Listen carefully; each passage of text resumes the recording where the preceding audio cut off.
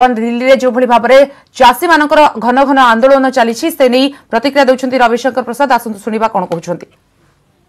हम चाहते हैं देश के छोटे मंझोले किसानों को अपने उत्पाद के लिए नए नए अवसर मिलने चाहिए। और कुछ मैं क्लैरिफाई कर दूं, क्योंकि मैं देश का कानून मंत्री भी हूं। किसानों की जमीन न बिकेगी, न लीज पर ली जाएगी, न बंधक होगी। कॉन्ट्रैक्ट के बारे में अगर कोई सोचते हैं किसान, तो उनकी जमीन न तो बिकेगी, न बंधक होगी, न लीज पर ली जाएगी। The farmers land shall neither be on lease nor will be sold nor mortgaged. उनके जमीन पर कोई देनदारी नहीं बनेगी, वो बनेगी तो फसल पर जो कंपनियां आएंगी। हाँ, बल्कि मैं पढ़ ही देना चाहता हूं section 8, sponsor prohibited from acquiring ownership right और making permanent modification on farmers land promises. उसका विस्तार से लिखा हुआ है। क्लियर हो गया। दूसरा, आज जो देश में छोटे किसान हैं, मंझोले किसान हैं, अगर वो समय के अनुसार बदलना चाहते हैं, उनके अवसर क्यों नहीं मिलना चाहिए। आईटी विभाग के रूप में मैं इस विषय को देखता हूं। हमने किसानों के लिए एक नेशनल एग्रीकल्चर मार्केट नैम बनाया है, समझे आप, जिस पर किसान अपने को रजिस्टर कर सकता है, अपनी फसल बेच सकता है। सिर्फ आपको मैं कुछ आंकड़े देता हूं और देश के सामने आपके माध्यम से आना बहुत जरूरी है। अभी तक 21 प्रदेशों में 1000 मंडियों ने रजिस्टर किया है नैम पर।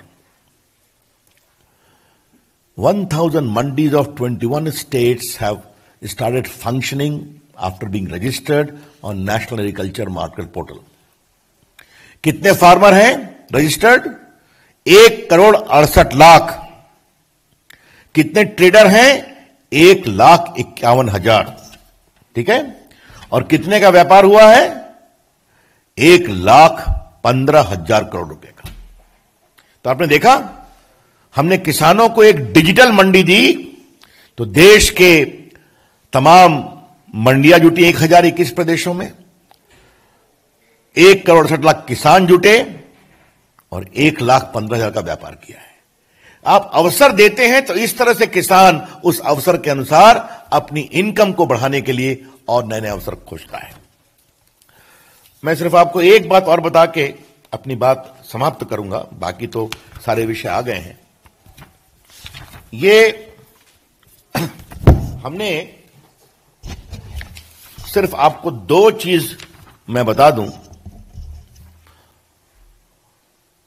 इस कानून के पारित होने के बाद भी हमने खरीफ में जो फसल होती है,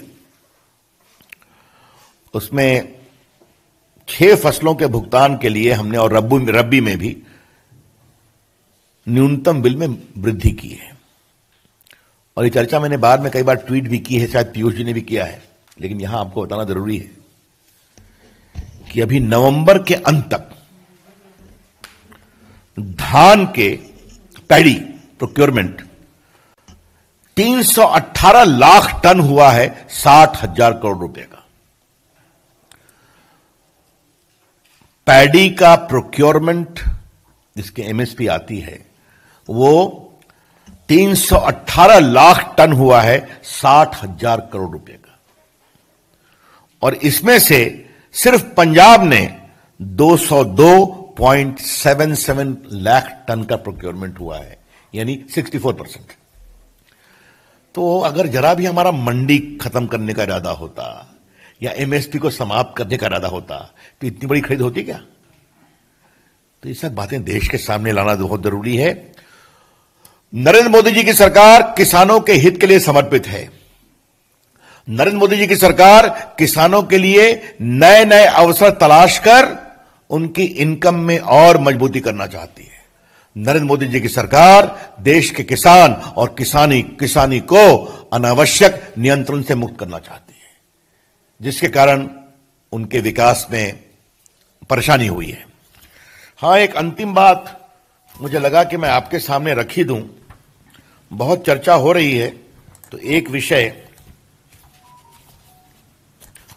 पंजाब के नेता, बाकी लोग भी विरोध कर रहे हैं। ये देखिए, 8 मार्च 2019 को पंजाब के मुख्यमंत्री ने पेप्सी का एक बड़ा प्लांट इनॉग्रेट किया, आलू वगैरह सबके लिए, और 5,000 लोगों को नौकरी मिलेगी। तो अवसर के लिए आप आता है तो आप काम कर रहे हैं, हम बड़े। ଆପଣ ଶୁଣୁଥିଲେ କେନ୍ଦ୍रमंत्री रविशंकर प्रसाद को प्रतिक्रिया। ବର୍ତ୍ତମାନ ଚାଷୀମାନେ